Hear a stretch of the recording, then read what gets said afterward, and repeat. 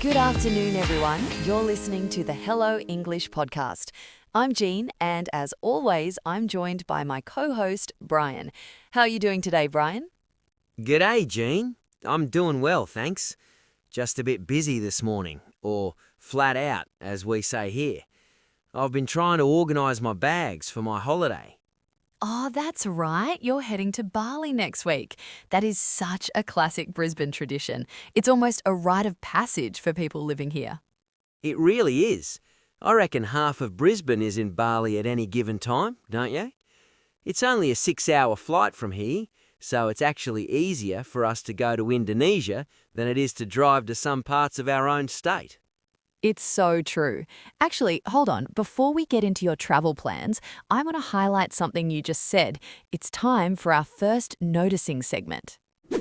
Listeners, Brian mentioned he was organising his bags. When we talk about travel, we often use the phrasal verb set off. Brian, when are you leaving?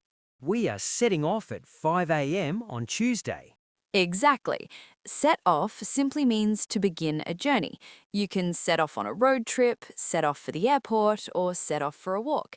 It's much more natural than saying, I will begin my travel. Now it's your turn. Pause the podcast for a second. Think about your last trip. What time did you set off from your house? Try to say the sentence out loud. I set off at... And we're back. So, Brian, where are you staying in Bali? Are you doing the whole Kuta Beach thing? Nah, not this time. Kuta is a bit too crowded for me. We've booked a villa in Ubud. I'm looking forward to seeing the rice fields and maybe doing a bit of hiking. Ubud is beautiful. It's the cultural heart of the island, but you'll still find plenty of Aussies there. You can't escape us. You'll probably find a cafe serving a sanga, that's our word for a sandwich, and a good coffee within 5 minutes of checking in. Too right. I've heard the local food is incredible, though. I want to try some authentic nasi goreng. Actually, that reminds me, I need to check if my passport is still valid.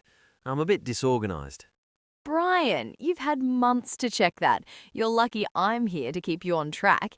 Speaking of being excited, you used another great phrase. Let's do a quick check on look forward to.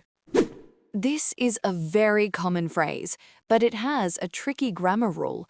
Brian said, I'm looking forward to seeing the rice fields. Yeah, I can't wait.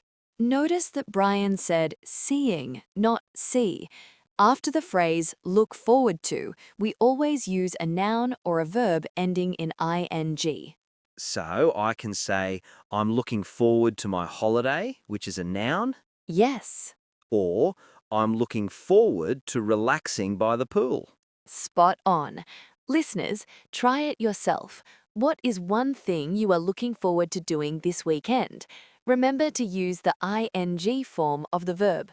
Pause the audio and try it now. Moving on from Bali, we should probably talk about what's happening here in Brisbane. Have you seen the news about the Story Bridge? Oh, don't get me started. The traffic is going to be a nightmare, isn't it? They're closing lanes for maintenance soon. They are essential concrete repairs. It's happening in April 2026, right during the school holidays. They're calling it a full closure for part of the weekend to help with the Tour de Brisbane cycling event. It's going to be hard yakka. That's a lot of hard work for anyone trying to get across the river. I reckon I'll just stay on my side of the brown snake for that weekend. The brown snake. For our international listeners, that's our nickname for the Brisbane River because of its brown colour. It sounds mean, but we actually say it with a lot of love. Actually, hold on. Speaking of the river, did you hear about that renovation mishap in Kangaroo Point? A friend of mine was painting his balcony overlooking the water. Oh no, what happened? He dropped a huge tin of bright blue paint. He said the concrete looks like a piece of modern art now. That is a disaster. Reminds me of those tiger stripes some tilers leave behind when they don't follow the instructions. Did the council make him clean it up? He's still waiting for the cleaners to turn up. He's been waiting for 2 days. That is the perfect segue, Brian. It's time for our final deep dive segment. Okay, everyone, let's focus on the phrasal verb turn up. This is one of the most useful ones in English because it has 3 different meanings. Only 3? That's not too bad. It's a good start. Meaning number 1 is to arrive, like Brian's cleaners who haven't arrived yet. We say they haven't turned up. You could say, my friend didn't turn up for dinner. Meaning number 2 is about finding something, like when you lose your car keys and then they suddenly turn up in your pocket. Exactly. It means to appear unexpectedly. And meaning number 3 is about volume or intensity. If you like a song on the radio, you turn up the volume. Now, listeners, this is your 2-minute challenge. I want you to pause the podcast and try to make 3 different sentences using turn up. One about someone arriving late, one about a lost object that you found, one about the volume of your TV or music. Go ahead, pause the audio and try it now.